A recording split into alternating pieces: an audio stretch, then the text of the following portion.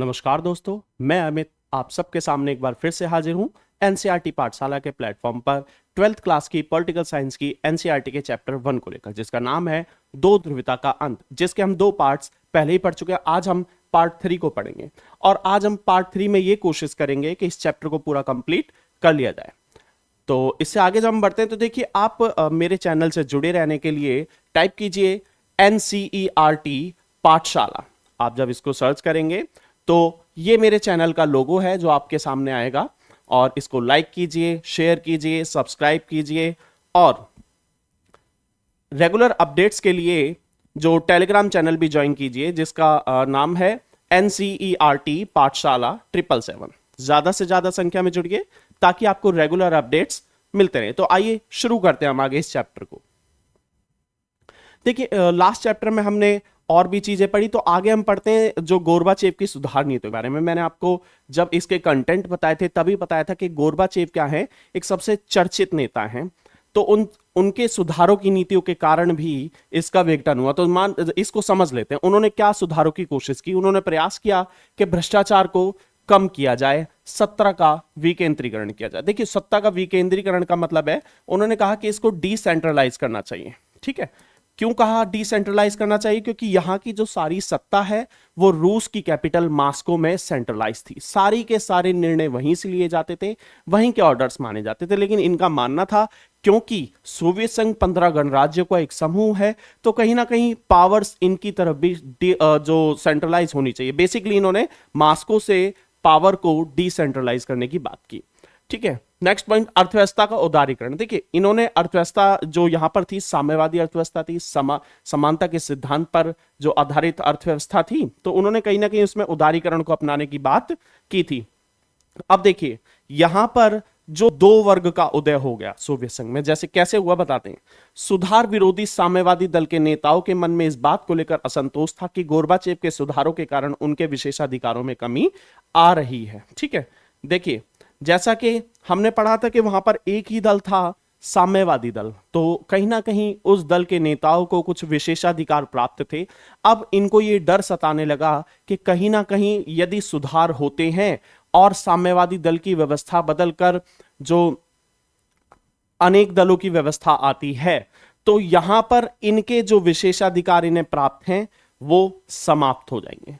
दूसरा पॉइंट, सुधार समर्थक लोगों का मानना था कि गोर्बाचेव के सुधारों में और अधिक तेजी लाने की जरूरत है, इसलिए लोगों में निराशा की भावना घर करने लगी। देखिए, एक तरफ तो जो साम्यवादी दल के नेताओं के विशेषाधिकारों के हनन का डर सताने लगा इनको, दूसरी तरफ जो ये मानते थे कि सुधार होने चाहिए, उनका ये मानना था कि कहीं ना कहीं जो गोर्बाचेव सुधार कर रहे हैं उनकी गति थोड़ी धीमी है, इनको और तेज गति से सुधार करना चाहिए। तो देखिए, अब क्या हुआ, इन दोनों की अलग अलग खींचतान थी, और इस खींचतान में क्या हुआ, गोर्बाचेव दोनों ओर का समर्थन खो बैठे।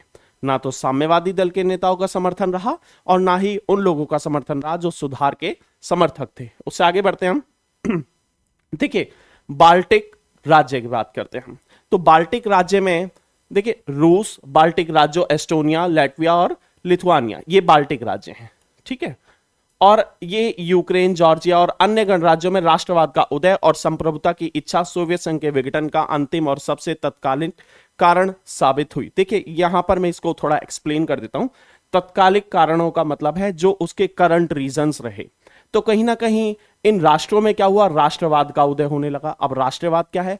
राष्ट्रवाद बेसिकली अपने राष्ट्र के प्रति प्रेम की भावना का उदय होने लगा और वो संप्रभुता की मांग करने लगे। देखिए, संप्रभुता का मतलब है पूर्ण रूप से जो स्वतंत्रता की मांग करने लगे। जैसा कि मैंने बताया कि पहले सारे निर्णय मॉस्को से आते थे, लेकिन अब ये चाहते थे कि जो भी डिसीजंस हो रहे हैं कहीं ना कहीं उनमें इनकी भागीदारी भी होना बहुत जरूरी है। तो कहीं ना कहीं जो इन क्षेत्रों में विद्रोह जो उठने लगे, वो इसका एक तत्कालिक कारण साबित हुए। देखिए, इससे आगे जब हम बढ़ते हैं, एक विडंबना के बारे में बात करते हैं। इसमें विडंबना क्यों कहा गया? क्योंकि एक अजीब कॉन्सेप्ट था। यहां पर था कि यहां पर लोगों का मानना था कि जब जो विरोध हो रहा है या सोवियत संघ का विघटन होगा, उसका सबसे पहला विरोध मध्य एशियाई गणराज्य के द्वारा होगा। क्यों कहा गया था?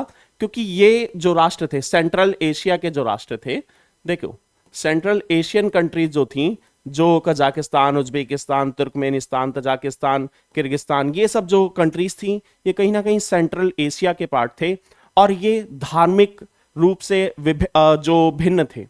ठीक है, जो पूर्वी यूरोप और रूस से ये राष्ट्र धार्मिक रूप में विभिन्न थे, मतलब भिन्न थे, सॉरी। ठीक है, अब ये माना जा रहा था क्योंकि ये धार्मिक रूप से भिन्न है और ये पिछड़े हुए भी हैं, तो कहीं ना कहीं सबसे पहले यही विद्रोह करेंगे, परंतु ऐसा नहीं हुआ। विद्रोह की जो सबसे पहली चिंगारी उठी वो यूरोप के राष्ट्रों से उठी जो समृद्ध थे पहले से ही। जैसे अब यहां पर जो रूस और बाल्टिक क्षेत्रों में अधिक मजबूत हुआ ये जो राष्ट्रवादी असंतोष, बेसिकली राष्ट्रवादी असंतोष के बारे में बात की जा रही है, तो यहां पर यह माना गया कि इन राष्ट्रों का यह मानना था कि ये जो भी सहयोग देते हैं, आर्थिक सहयोग देते हैं, उसका सबसे अधिक फायदा कौन उठा रहा है? सेंट्रल एशिया के पार्ट्स उठा रहे हैं।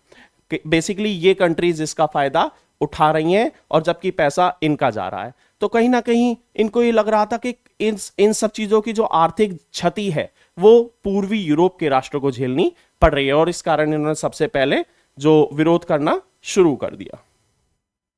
अब सोवियत संघ के विघटन के परिणाम के बारे में, जब भाई सोवियत संघ का विघटन हुआ तो उसके परिणाम क्या हुए उनके बारे में पढ़ते। अच्छा, उससे पहले मैं आपको एक चीज बता देता हूं, मुझे लगता है कि आप लोग मुझे रिकॉग्नाइज नहीं कर पा रहे होंगे। इसका एक कुछ कारण है, एक ऐसी घटना हो गई जिस कारण से जो मैं आपको इस रूप में नजर आ रहा हूं, लेकिन इसको छोड़ते हुए हम आगे बढ़ते हैं। तो देखिए, जब सोवियत संघ का विघटन हुआ तो उसके कुछ परिणाम हुए। उन परिणामों में सबसे पहले हम देख लेते हैं कि शीत युद्ध का संघर्ष समाप्त हो गया। बेसिकली सबसे पहले हम इसमें पढ़ रहे थे जो शीत युद्ध का दौर, जहां पर यूएसएसआर और यूएसए दोनों आमने सामने थे, युद्ध की स्थितियां बनी हुई थी, परंतु अब जब इसका विघटन हो गया तो शीत युद्ध भी समाप्त हो गया। देखिए, पहले दो ध्रुव थे, ठीक है, एक यूएसए और एक यूएसएसआर। ठीक है, अब यूएसएसआर का विघटन हो गया तो विश्व क्या हो गया? एक ध्रुवीय हो गया। अब एक ही महाशक्ति विश्व में बची और बेसिकली अमेरिका का वर्चस्व स्थापित हो गया। उसके अलावा हथियारों की होड़ समाप्त हो गई। कहीं ना कहीं दोनों राष्ट्रों में ये दोनों जो गुटों में ये होड़ लगी हुई थी कि कौन सबसे अधिक हथियारों का उत्पादन करेगा, वो भी समाप्त हो गई। सोवियत संघ का अंत हो गया, क्योंकि देखिए बेसिकली बात यहां पर सोवियत संघ के विघटन की हो रही है, तो जाहिर सी बात है सोवियत संघ का अंत हो गया। उसके अलावा वैश्विक पटल पर नए 15 गणराज्यों का उदय हुआ है। जैसा कि मैंने आपको बताया कि सोवियत संघ 15 गणराज्यों का एक समूह था और जब उसका विघटन हुआ तो वैश्विक पटल मतलब विश्व में नए 15 गणराज्यों का उदय हुआ, 15 नए राष्ट्र देखने को हमें मिले। अब जो रूस सोवियत संघ का उत्तराधिकारी बना। देखिए, मैंने आपको ये पार्ट 2 में भी बताया कि क्योंकि जो रूस सबसे बड़ी कंट्री थी और रूस की कैपिटल मास्को से सारी पावर्स जो डिस्ट्रीब्यूट होती थी या सारे डिसीजंस लिए जाते थे, तो कहीं ना कहीं रूस को ही उसका उत्तराधिकारी घोषित किया गया। उसके अलावा साम्यवाद कमजोर हो गया। क्यों? क्योंकि अब इस विचारधारा से अधिकांश देशों का विश्वास उठ रहा था और इस प्रकार से ये विचारधारा कमजोर पड़ गई और ये जो पहले जिन राष्ट्रों ने साम्यवाद को अपनाया हुआ था, समाजवाद को अपनाया हुआ था, कहीं ना कहीं वो भी अब पूंजीवाद का रुख करने लगे और पूंजीवादी विचारधारा को अपनाने लगे। अब क्या हुआ? जब साम्यवादी व्यवस्था समाप्त होने लगी या कमजोर पड़ गई तो कहीं ना कहीं पूंजीवादी व्यवस्था मजबूत हो गई और उसका वर्चस्व स्थापित होने लगा। और अंतरराष्ट्रीय संगठन, जैसे आज हम देखते हैं विभिन्न अंतरराष्ट्रीय संगठन है, ठीक है, तो उसमें जो अमेरिका का वर्चस्व बढ़ने लगा, चाहे वो WHO हो, WTO या अन्य अनेक जो अंतरराष्ट्रीय संगठन है उसमें अमेरिका का वर्चस्व बढ़ने लगा। और अब दोनों जो विचारधाराएं थी, साम्यवादी विचारधारा और पूंजीवादी विचारधारा, कहीं ना कहीं इन दोनों के बीच में जो युद्ध चल रहा था, इन दोनों में सर्वा का जो युद्ध चल रहा था कि कौन सी विचारधारा जो प्रमुख है या अच्छी है, कहीं ना कहीं वो युद्ध अब समाप्त हो गया। अब देखिए, अब तीसरे विश्व के देशों को अधिक नुकसान हुआ क्योंकि सोवियत संघ इन देशों को आर्थिक, सैनिक व तकनीकी सहायता प्रदान करता था। बेसिकली अब तक हमने दो ही दुनियाओं के बारे में पढ़ा है। तो देखिए, जो वर्ल्ड दो पार्ट्स में डिवाइड हुआ, ठीक है, अब हम ये जान लेते हैं कि भाई वर्ल्ड की सारी कंट्रीज थोड़ी ना इन दो गुटों में शामिल हुई होंगी, कुछ ने अपने आप को न्यूट्रल रखा होगा, अलग रखा होगा। तो जो कंट्रीज अलग बची थी वो क्या थी? तीसरे विश्व के रूप में मानी गई या देखी गई, थर्ड वर्ल्ड के रूप में हमें वो देखने को मिली। भारत भी उसी का एक हिस्सा था। गुट निरपेक्ष आंदोलन जो अब आपके सिलेबस से डिलीट है, इसलिए हम उसको नहीं पढ़ रहे हैं, वो तीसरी दुनिया के देशों में सम्मिलित था। ठीक है, उसके अलावा अब हम जान लेते हैं शॉक थेरेपी के बारे में। एक इंपॉर्टेंट टॉपिक है, एग्जाम में आता ही आता है। तो देखिए, शॉक थेरेपी, जैसा कि मैंने यहां पर एक इमेज में भी दिखाया गया है, यहां पर एक व्यक्ति को शॉक लग रहा है। शॉक बेसिकली जो यहां पर हम इसको देख लेते, शॉक थेरेपी का मतलब एक तरीके से करंट लगना, और लेकिन इसको हम एक थेरेपी की तरह यूज करें, मतलब एक उपचार के रूप में। तो इसका शाब्दिक अर्थ क्या है? शाब्दिक अर्थ है आघात पहुंचाकर उपचार करना। बेसिकली पहले किसी का सर फोड़ दो और उसकी पट्टी कर दो, वही इसका एक अर्थ होता है कि आघात पहुंचाकर उपचार करना। आघात का मतलब होता है चोट पहुंचाकर उपचार करना। देखिए, ये मॉडल सत्तावादी समाजवादी व्यवस्था से लोकतांत्रिक पूंजीवादी व्यवस्था के कष्टप्रद संक्रमण की व्यवस्था थी। बेसिकली बड़ा टफ जो वर्ड्स यहां पर हमें देखने को मिल रहे हैं, इसको आसान शब्दों में समझने की कोशिश करते हैं। ये साम्यवाद से, ठीक है, पूंजीवाद की ओर का संक्रमण था। ठीक है, कहीं ना कहीं ये एक जो फ्लो था जिसमें हम जो समाजवाद से पूंजीवाद की ओर बढ़ रहे थे, ये एक टफ प्रोसीजर रहा। और इसको जो क्यों कहा गया कि आघात पहुंचाकर उपचार करना, इसको जान लेते हैं। देखिए, तो यह रूस, मध्य एशिया के गणराज्य और पूर्वी यूरोप के देशों में पूंजीवाद का और संक्रमण एक खास मॉडल था। देखिए, ये क्या था, रसिया हो या जो अन्य राष्ट्र थे, वहां पर पूंजीवाद के संक्रमण के लिए एक जो खास मॉडल था, और ये जो वर्ल्ड बैंक और अंतरराष्ट्रीय मुद्रा कोष के द्वारा जो निर्देशित था। ठीक है, IMF और वर्ल्ड बैंक के द्वारा ये निर्देशित था, इन दोनों के द्वारा ये निर्देशित था। और ये बताया गया था कि कैसे जो इन राष्ट्रों को पूंजीवाद की ओर बढ़ाया जाए या पूंजीवाद की ओर अग्रसर किया जाए। ठीक है, ये एक व्यवस्था थी। अब इस व्यवस्था में हुआ क्या, देखिए, शॉक थेरेपी में क्या क्या हुआ, इसकी विशेषताएं जान लेते हैं। राज्य की संपत्ति का निजीकरण तथा निजी संपत्ति की धारणा स्वीकार्य होगी, क्योंकि देखिए, वहां पर पहले राज्य का अधिकार होता था सभी संपत्तियों पर। अब यहां पर जो राज्य की संपत्तियों का निजीकरण किया जाएगा, मतलब प्राइवेटाइजेशन किया जाएगा। अब लोग अपनी निजी संपत्ति भी रख सकेंगे। दूसरी चीज, निजी संपत्ति की धारणा स्वीकार्य होगी, क्योंकि मैंने बताया था कि यहां पर निजी संपत्ति की जो अवधारणा थी, या जो निजी संपत्ति की बिल्कुल भी स्वीकार्यता नहीं थी। मिल्कियत का प्रमुख रूप क्या था?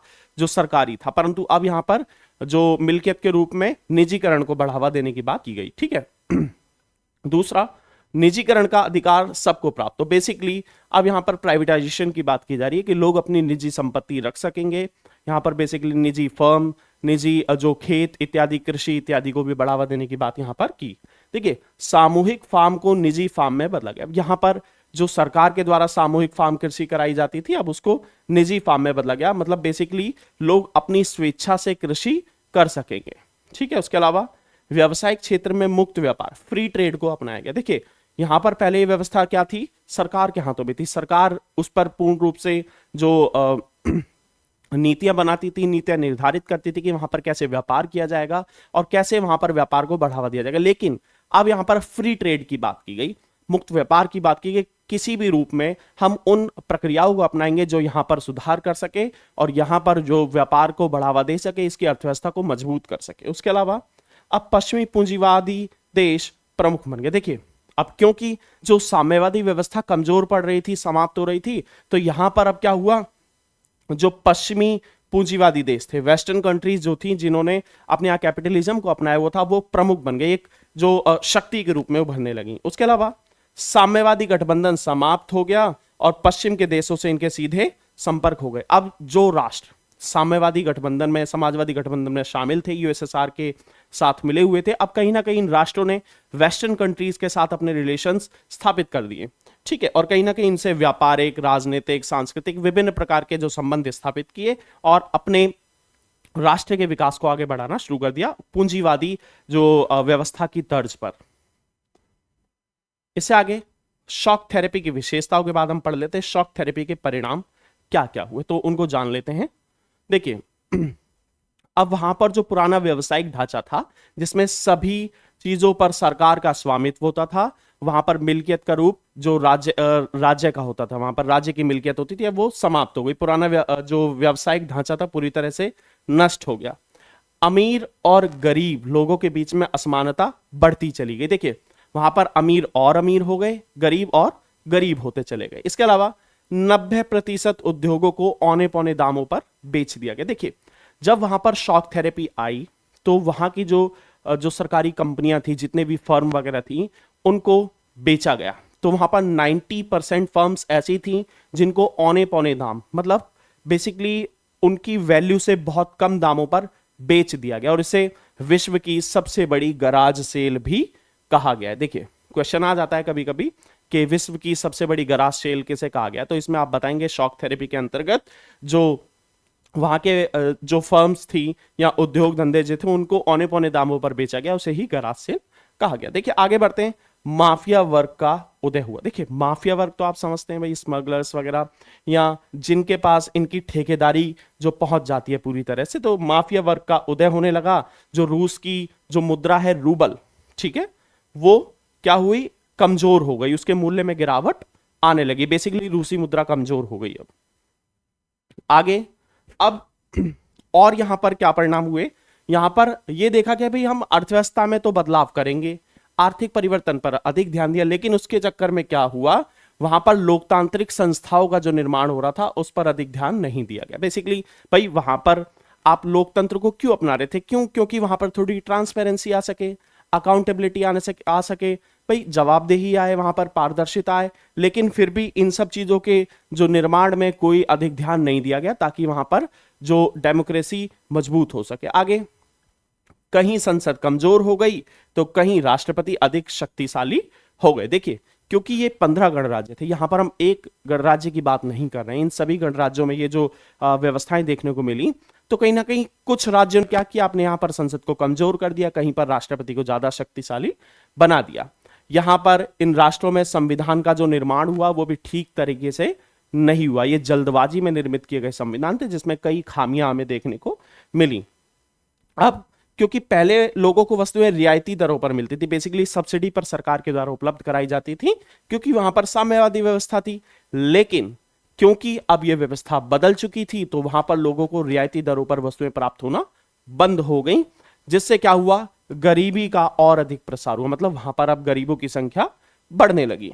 उसके आगे देखते हैं, दैनिक आवश्यकता की वस्तुओं की कीमतें बढ़ने लगी। अब देखिए क्योंकि वहां पर जो बाजार मूलक अर्थव्यवस्था को अपनाने की व्यवस्था वहां पर देखी गई, अब तो क्या हुआ, वहां पर जो वस्तुएं थी, जो रेगुलर यूज की वस्तुएं थी, पहले वो सरकार उपलब्ध कराती थी सब्सिडी पर अब क्या हुआ, इनके जो दाम थे वो बढ़ने लगे। उसके अलावा 1999 में रूस का जीडीपी 1989 की अपेक्षा कम था, ठीक है, क्या था, कम था।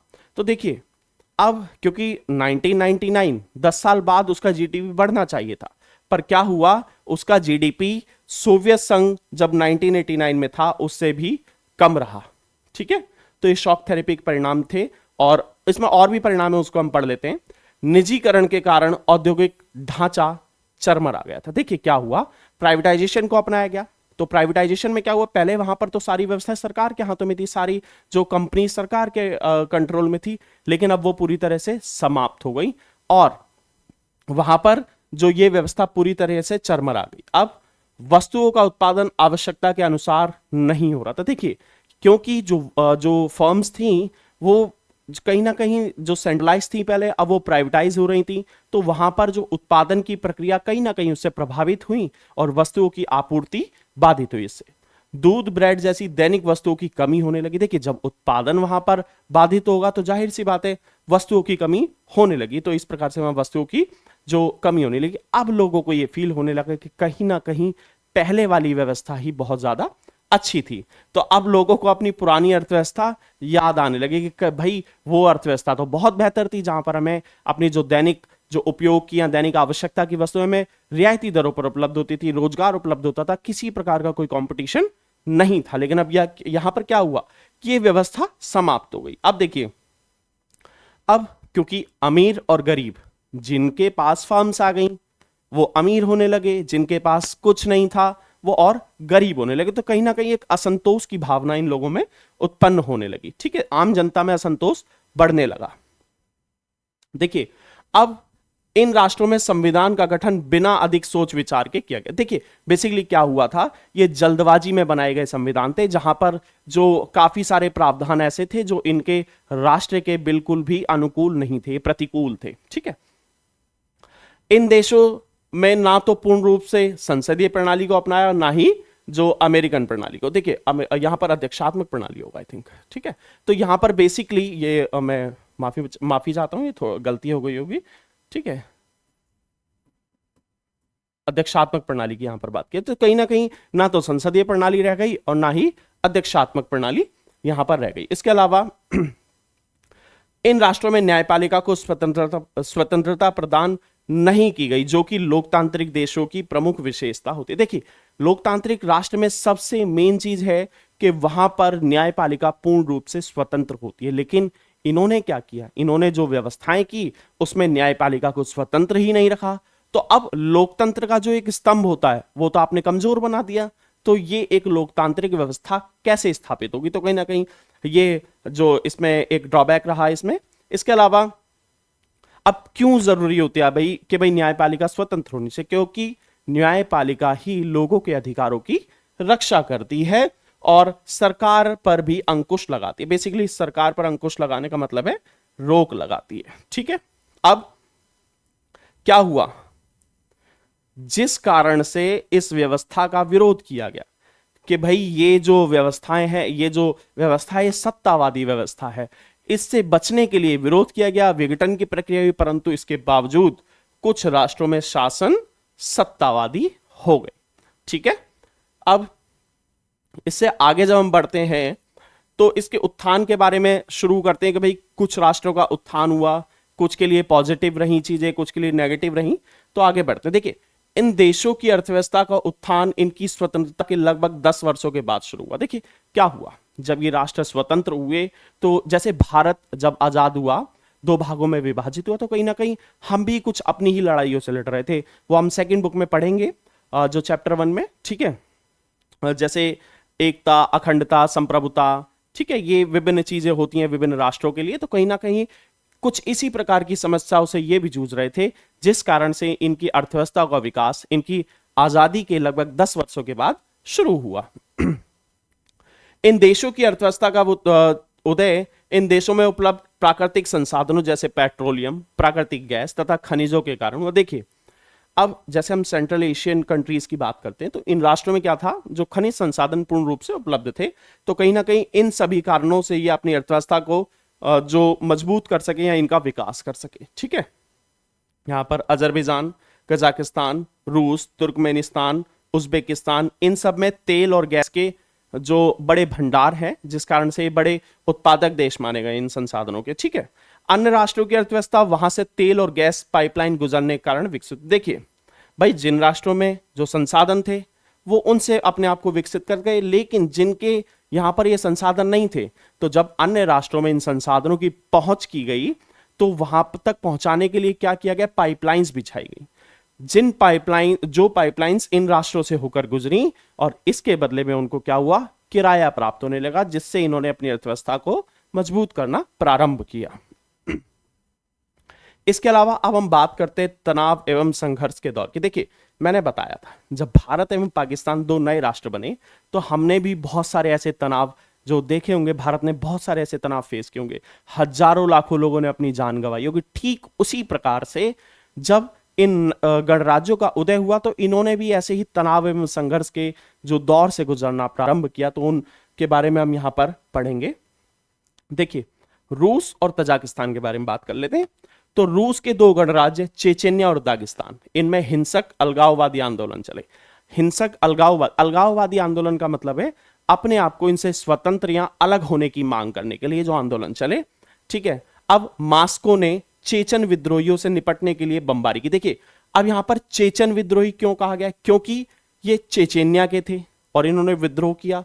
अब मास्को क्यों कहा गया कि भाई मास्को ने इनसे निपटने के लिए बमबारी की, क्योंकि रूस की कैपिटल है मास्को, तो कहीं ना कहीं मास्को से ही जो ऑर्डर्स आएंगे, जैसे भारत की कैपिटल है दिल्ली, तो जब कोई भी जो निर्णय लिया जाता है वो दिल्ली से लिया जाता है, कोई भी ऑर्डर दिया जाता है वो दिल्ली से दिया जाता है। ठीक इसी प्रकार से मास्को ने इनसे निपटने के लिए इन पर बमबारी की और कहीं ना कहीं मानवाधिकारों का उल्लंघन किया गया। बेसिकली देखिए, किसी भी मानव पर जो बम का उपयोग करना मानवाधिकारों का उल्लंघन माना जाता है। तो ठीक इसी प्रकार से रूस ने मानवाधिकारों का उल्लंघन किया और जो चेचन विद्रोहियों पर बमबारी की। ठीक है, अब यहां पर बात करते हैं तजाकिस्तान की। तो मध्य एशिया में ये राष्ट्र स्थित है और ये 10 वर्षों तक यानी 2001 तक गृह युद्ध यहां पर चला। देखिए, बेसिकली गृह युद्ध का मतलब है राष्ट्र के भीतर ही जो युद्ध हो रहा था, राष्ट्र के आपस मतलब राष्ट्र के ही लोगों द्वारा। ठीक है, किसी दूसरी कंट्री से इनका युद्ध नहीं हो रहा था और यहां पर कई सांप्रदायिक संघर्ष भी चले। सांप्रदायिक बेसिकली धर्म के आधार पर काफी सारे संघर्ष चले। ठीक है, आगे जो हम देखते हैं अजरबैजान। एक अजरबैजान जो कंट्री है उसका एक प्रांत है नगर्नो कराबाख। ठीक है, नगर्नो कराबाख, वहां एक ये प्रांत है। प्रांत बेसिकली एक स्टेट को कहा जाता है। ठीक है, वहां पर कुछ स्थानीय अर्मेनियाई अलग होकर अर्मेनिया से मिलना चाहते। देखिए, कंट्री है अजरबैजान। ठीक है, वहां के इस क्षेत्र में नगर्नो कराबाख में अर्मेनियाई लोग रहते हैं जो अपने आप को अलग करके अर्मेनिया में शामिल करने की बात करते हैं। ठीक है, तो यहां पर भी जो एक प्रकार का ये विद्रोह देखा गया, विरोध देखा गया। जॉर्जिया में दो प्रांत स्वतंत्रता चाहते थे और आपस में गृह युद्ध लड़ रहे थे कि भारत में भी अलगाववादी आंदोलन चले हैं। ठीक है, यहां पर भी विरोध हुए। इसी प्रकार से यहां पर भी जॉर्जिया जो है कंट्री है, वहां के दो प्रांतों ने स्वतंत्रता के लिए क्या किया, जो आंदोलन किए। उसके अलावा यूक्रेन, किर्गिस्तान, जॉर्जिया में मौजूदा शासन को उखाड़ फेंकने के लिए आंदोलन चल रहे। देखिए, कुछ राष्ट्र स्वतंत्र होने की बात करते हैं, कुछ राष्ट्र अपने आप को अलग होने की बात करते हैं, कुछ उनके राष्ट्र में ही मौजूद जो शासन व्यवस्था है उसको उखाड़ फेंकने की बात करते हैं, वहां पर शासन में बदलाव की मांग करते हैं। तो ठीक उसी प्रकार से इन राष्ट्रों ने अपने यहां पर शासन व्यवस्था में बदलाव की बात की। उसके अलावा मध्य एशियाई गणराज्य, सेंट्रल एशिया के जो कंट्रीज हैं, वहां पर पेट्रोल के विशाल भंडार हैं। देखिए, वहां पर पेट्रोलियम भरपूर मात्रा में उपलब्ध है। तो यहां से इस कारण से क्या होता है, जो बहुत सारी बाहरी कंट्रियां जैसे अमेरिका या अन्य यूरोपीय जो ताकतें वहां पर इंटरफेरेंस करती रहती हैं और कहीं ना कहीं जो तेल कंपनियां हैं वहां पर अपना एक तरीके से उसको इन राष्ट्रों को कंपटीशन का एक अखाड़ा बना लिया है कि भाई ये कंपनियां क्या चाहती हैं, लाभ चाहती हैं, लाभ के उद्देश्य से तेल का व्यापार चाहती हैं, जिस कारण से वहां पर जो कहीं ना कहीं एक कॉम्पिटिटिव अखाड़ा इन्होंने वहां पर बनाया हुआ है। इसके अलावा चेकोस्लाविया, ये शांतिपूर्ण ढंग से दो भागों में डिवाइड हो गया और जो इनका नाम है चेक तथा स्लोवाकिया, दो पार्ट्स में डिवाइड हो गया चेकोस्लाविया। इसके आगे जब हम बढ़ते हैं तो बाल्टिक क्षेत्र के बारे में बात करते हैं। देखिए, बाल्टिक क्षेत्र के लिथुआनिया ने मार्च 1990 में स्वयं को स्वतंत्र घोषित कर दिया। ठीक है भाई, यहां पर लिथुआनिया ने अपने आप को जो स्वतंत्र घोषित कर दिया। इधर एस्टोनिया, लातविया और लिथुआनिया 1991 में संयुक्त राष्ट्र संघ के सदस्य बने और 2004 में नाटो में शामिल हो गए। देखिए, नाटो भी मैंने बताया ये अमेरिका का जो सैन्य जो गठबंधन है। ठीक है, तो अब कहीं ना कहीं जो बाल्टिक क्षेत्र में भी इन राष्ट्रों का उदय हुआ, एस्टोनिया, लातविया और लिथुआनिया। इधर बाल्कन क्षेत्रों के बारे में बात करते हैं तो बाल्कन गणराज्य यूगोस्लाविया गृह युद्ध के कारण कई प्रांतों में बट गया। देखिए, यूगोस्लाविया में गृह युद्ध हुआ। ठीक है, जो कंट्री उनकी कंट्री में ही आपस के लोगों में, जैसा मैंने अभी आपको एक्सप्लेन किया था, गृह युद्ध बेसिकली जो कंट्री के ही लोग आपस में लड़ रहे होते हैं अपने आप को स्वतंत्र जो करने के लिए या अलगाववादी आंदोलन के रूप में ये युद्ध चल रहा होता है। ठीक है, तो इन्होंने अपने आप को कई प्रांतों बेसिकली कई स्टेट्स में डिवाइड कर लिया। इसके अलावा जिसके स्थान पर कई नए देश बने। देखिए, क्योंकि ये डिवाइड हो गए तो अब डिवाइड होने के बाद कुछ नई कंट्रीज बनी जिनके नाम है Serbia, Bosnia Herzegovina, Slovenia, Croatia, Macedonia और अब मॉन्टीनीग्रो 2006 में बना। देखिए, अब ये स्टेट्स क्या हुआ, इन स्टेट्स ने अपने आप को एक राष्ट्र का नाम या राष्ट्र का रूप दे दिया। अब बात करते थे कि मैंने आपको बताया था जब हम किसी भी राष्ट्र के बारे में बात करेंगे तो उनसे भारत के संबंधों की बात भी करेंगे। क्यों? क्योंकि हम सभी भारतीय हैं, भारत के निवासी हैं। ठीक है, तो इसको हम आगे पढ़ लेते हैं। देखिए, भारत एवं रूस के संबंधों के बारे में बात करते हैं तो भारत और रूस के संबंध आपसी विश्वास और साझा हितों पर आधारित है। यहां पर कोई भी इंडिविजुअल होकर नहीं सोचता है, इनकी सोच हमेशा साझा हितों पर आधारित होती है कि भाई दोनों के लिए वो प्रॉफिटेबल हो। ठीक है, दोनों देशों के बीच मजबूत ऐतिहासिक संबंध रहे हैं। ऐसा नहीं है कि ये जो इन दोनों के बीच में संबंध है नए हैं, ये शुरुआत के दौर से ही काफी मजबूत जो संबंध रहे हैं और कहीं ना कहीं दोनों ने अपनी आपसी समझ और सहयोग के आधार पर अपने संबंधों को और अधिक मजबूत किया है, विस्तारित किया है। ठीक है, इसके अलावा जो 2001 में भारत और रूस ने सामरिक समझौते किए, ठीक है, सैन्य समझौते के रूप में 80 द्विपक्षीय दस्तावेजों पर हस्ताक्षर किए हैं। देखिए, द्विपक्षीय बेसिकली दो पक्षों के बीच में, भारत और रूस के बीच में ही ये हस्ताक्षर हुए हैं, जो 80 द्विपक्षीय दस्तावेज हैं, जिस बेसिकली इसमें इन्होंने 80 टॉपिक को रखा हुआ है, जिन पर इन्होंने इन दोनों राष्ट्रों में आपसी सहमति बनी है, जिस पर इन दोनों राष्ट्रों ने हस्ताक्षर किए। दोनों ही राष्ट्र किसी भी शक्ति के वर्चस्व को नकारते हैं। कहीं ना कहीं ये कहते हैं जो वर्ल्ड है वो कहीं ना कहीं बहुध्रुवीय होगा, किसी एक ध्रुव का वर्चस्व वहां पर नहीं होगा, और ये कहीं ना कहीं बहुध्रुवीय विश्व का सपना भी देखते हैं कि भाई वर्ल्ड में किसी भी एक राष्ट्र का वर्चस्व ना होकर विभिन्न शक्तियां विद्यमान होंगी। ठीक है, उसके अलावा बहुध्रुवीय विश्व का सपना, जैसा कि मैंने अभी बताया, रूस और भारत दोनों ही ये सपना देखते हैं कि वर्ल्ड में कोई एक पावर, जो एक कंट्री पावर बनकर ना उभरे, यहां पर जो अनेकों पावर हमें देखने को मिले, बहुध्रुवीय विश्व यहां पर देखने को मिले। तो अंतरराष्ट्रीय फलक पर कई शक्तियां मौजूद हों, इनका मानना है कि काफी सारी कंट्रीज हों जो पावरफुल हों, केवल एक कंट्री पावरफुल ना हो।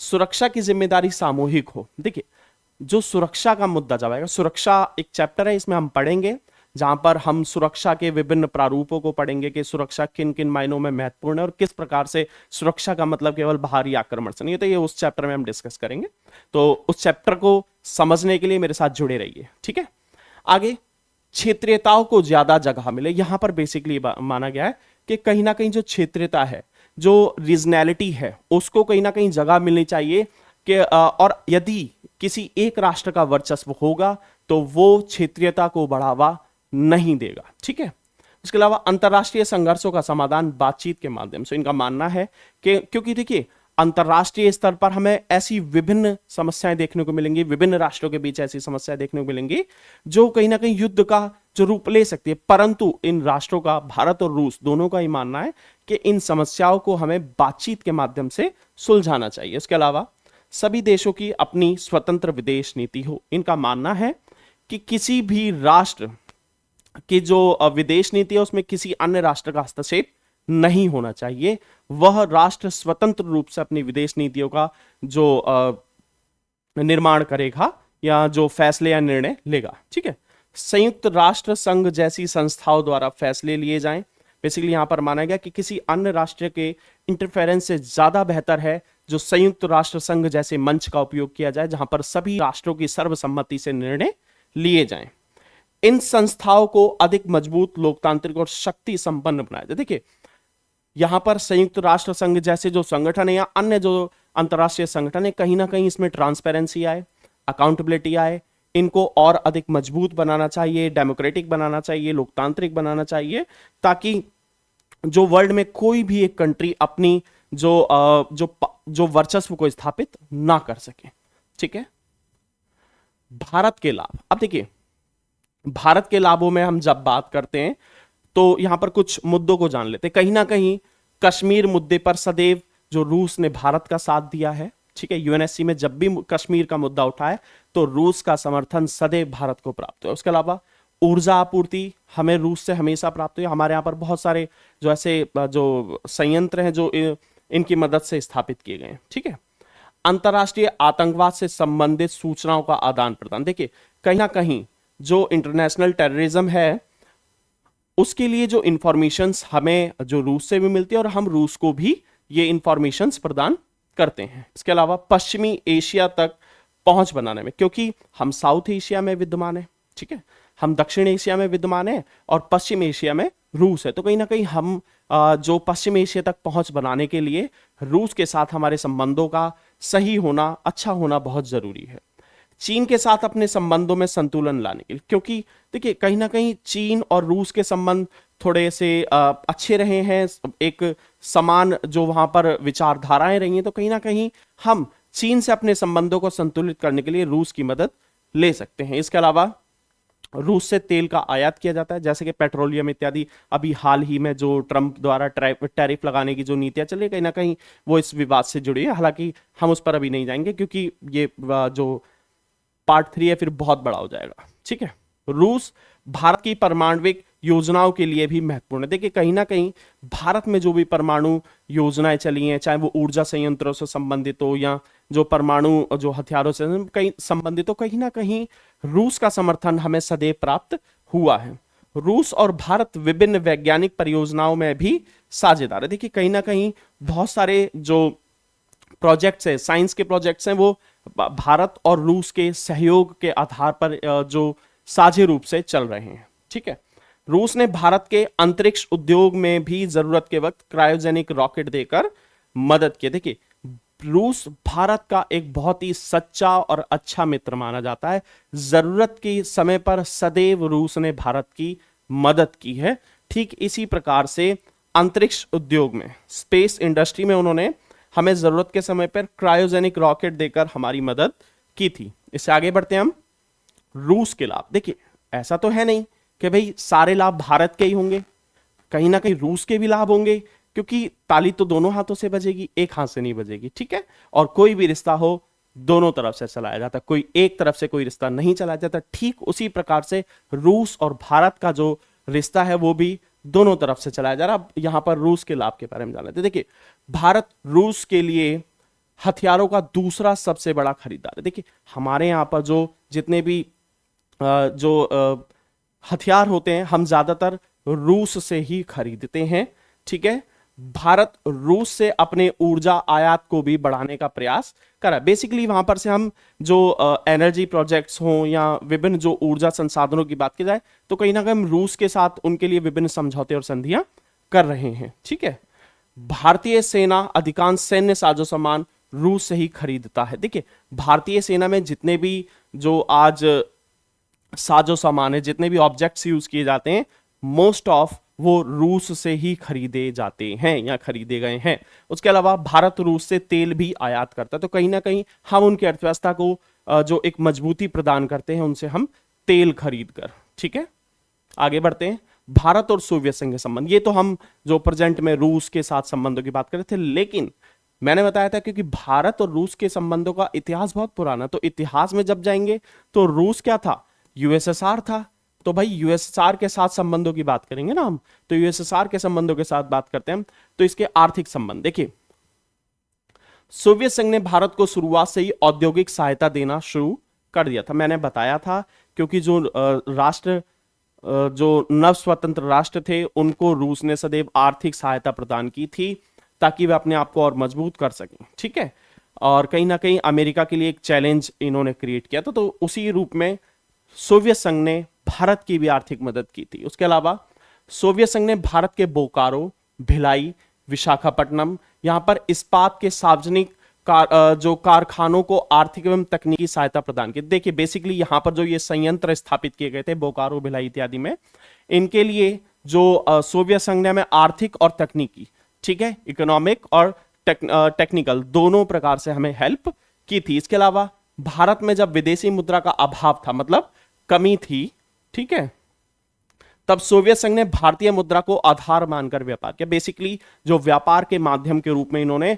भारत की मुद्रा रुपए को इन्होंने स्वीकार किया था जब हमारे यहां पर संकट जो उत्पन्न हुआ। ठीक है, 1970 के दशक में डीजल, मिट्टी का तेल, उर्वरक आदि की आपूर्ति भी की, क्योंकि देखिए भारत क्या था, एक अल्प विकसित अर्थव्यवस्था थी। यहां पर इन सभी चीजों की आपूर्ति जो एक महत्वपूर्ण विषय थी जो सोवियत संघ के द्वारा यहां पर पूर्ण की गई। अब यहां पर हम जो राजनीतिक संबंधों के बारे में बात करते हैं, तो जब भारत पाक के बीच कश्मीर मुद्दा सुरक्षा परिषद में पहुंचा तब सोवियत संघ ने भारत का जोरदार समर्थन किया, क्योंकि देखिए भारत और पाकिस्तान के बीच कश्मीर मुद्दा बहुत ही पुराना है और यह मुद्दा यूएनएससी में कई बार जा चुका है। कहीं ना कहीं इस मुद्दे पर सोवियत संघ हो चाहे अब उसका जो उत्तराधिकारी रूस है, इन्होंने सदैव भारत का समर्थन किया। इसके अलावा 1962 में गोवा के विरुद्ध सैन्य कार्रवाई को उचित ठहराया। देखिए 1962 में जो गोवा में जो कार्रवाई की गई, बेसिकली पुर्तगालियों के विरुद्ध ये कार्रवाई की गई और गोवा को भारत में सम्मिलित किया गया था, तो इसको जो सोवियत संघ ने उचित ठहराया था, सोवियत संघ में उसमें सॉरी संयुक्त राष्ट्र संघ में, ठीक है। उसके अलावा 1965, 1971 ये जो युद्ध हुए हमारे पाकिस्तान के साथ, तो सोवियत संघ ने हमेशा भारत की सहायता की है, चाहे वह हथियार प्रदान करके की हो, चाहे वह संयुक्त राष्ट्र संघ जैसे अंतर्राष्ट्रीय संगठनों में भारत का समर्थन करके की हो, लेकिन विभिन्न प्रारूपों से सोवियत संघ ने भारत की सहायता की। इसके अलावा सामरिक संबंधों के बारे में बात करते हैं तो देखिए, भारत को सोवियत संघ से सैन्य सामान, वैज्ञानिक तथा तकनीकी सहायता भी प्राप्त होती रही है। ये रूस के साथ हमारे संबंध नए नहीं है, ये सोवियत संघ के काल से ही हमारे संबंध उनके साथ बहुत अधिक मजबूत और विस्तारित रहे हैं, उसी का यहां पर हम ये रूप देख रहे हैं। उसके अलावा सैन्य उपकरणों के उत्पादन में भी भारत को सोवियत संघ से सहायता प्राप्त हुई है। बेसिकली हम जितने भी जो मिलिट्री ऑब्जेक्ट्स देखते हैं, इन सब के उत्पादन के लिए कहीं ना कहीं जो सोवियत संघ ने हमें तकनीकी और आर्थिक सहायताएं भी प्रदान की हैं और हमें उन सामानों की उपलब्धता भी कराई है। उसके अलावा सांस्कृतिक संबंधों के बारे में बात करते हैं। देखिए, बड़ी संख्या में कलाकारों, लेखकों, साहित्यकारों, शोधकर्ताओं आदि का आना जाना दोनों देशों के रिश्तों को मजबूत करता है। देखिए, ठीक है, यहाँ पर बड़ी संख्या में जो आर्टिस्ट होते हैं, राइटर्स होते हैं, या जो अन्य जो रिसर्चर्स इत्यादि हुए हैं, इनका जो आना जाना एक राष्ट्रों में दोनों राष्ट्रों में रहा है, ठीक है। इसके अलावा वहां पर भारतीय फिल्मों की बड़ी मांग है, जो इंडियन पिक्चर्स वहां पर, मूवीज वहां पर देखी जाती हैं, स्पेशली उज्बेकिस्तान में। यहां पर दिया होगा, देखिए, उज्बेकिस्तान के ताशकंद में 70% लोग भारतीय फिल्मों और गानों को पसंद करते। देखिए, वहां पर बॉलीवुड की मूवीज, बॉलीवुड के सॉन्ग्स सुने जाते हैं और वहां पर लोग इनको पसंद भी करते हैं, और जो इंडियन एक्टर्स हैं वो वहां पर पहचाने भी जाते हैं। देखिए, वहां के लोग अमिताभ बच्चन से लेकर राज कपूर तक को पहचानते। बेसिकली जो भारतीय कलाकारों की एक विशेष पहचान वहां पर हमें देखने को मिलती है, ठीक है। तो इसी के साथ हम पार्ट 3 में अपने चैप्टर को कंप्लीट करते हैं, इससे आगे बढ़ते हैं। तो अब आप लगातार मेरे साथ अपडेट्स के लिए जुड़े रहने के लिए टेलीग्राम के चैनल को ज्वाइन कर लीजिए, जिसका नाम है NCERT पाठशाला 777, ठीक है। और आप जब YouTube पर सर्च करेंगे NCERT पाठशाला, तो आपको ये आइकन देखने को मिलेगा। और इसी के साथ हमारे चैप्टर कंप्लीट होता है। मेरे साथ जुड़े रहने के लिए धन्यवाद, और आगे हम आपको इसी रूप में जो और भी वीडियोस देते रहेंगे। धन्यवाद।